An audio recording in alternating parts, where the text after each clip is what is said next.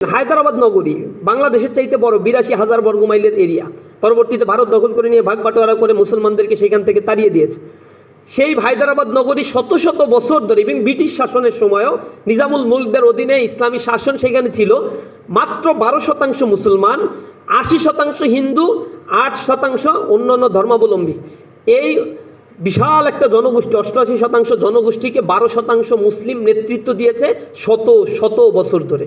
ইতিহাস পড়ে দেখবেন হায়দ্রাবাদে কখনো সাম্প্রদায়িক দাঙ্গা হয় নাই, হিন্দুদেরকে ঘর বাড়ি থেকে উচ্ছেদ করা হয়নি, অমুসলিমদেরকে তাদের ধর্মীয় রিচুয়ালিটি পালনের ক্ষেত্রে কোনো ধরনের প্রতিবন্ধকতা এবং বাধা সৃষ্টি করা হয়নি। দ্যাট ইজ কল ইসলাম।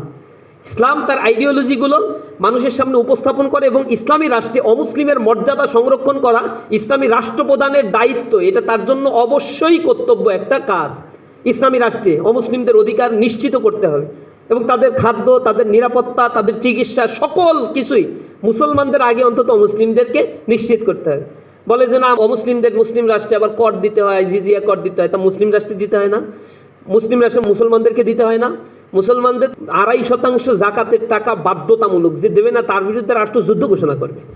আর অমুসলিমদের ব্যাপারে রাষ্ট্রপ্রধান যদি মনে করে মাফ করে দিব তাহলে মাফ করে দিতে পারে। এটা যখন ইসলামের খেলাফতের যুগে দুর্ভিক্ষ চলছিল তখন খলিফারা এইগুলো মাফও করে দিছে যে না, এখন থেকে অমুসলিমদের কাছ থেকে আর কোনো কর নিব না। ইভেন মাঝে মাঝে কিছু কিছু রাষ্ট্রপ্রধান এটা বলে দিয়েছে যে না, তাদের কাছ থেকে কোনো কর নেওয়া হবে না, কিন্তু তাদের নিরাপত্তা দেওয়া হবে। এই করের পরিমাণ কম বা বেশি হতে পারে, সুনির্দিষ্ট কর করা নাই, কিন্তু মুসলমানদের জন্য ইসলামী রাষ্ট্রে ২.৫% জাকাত এটা বাধ্যতামূলক দিতেই হবে।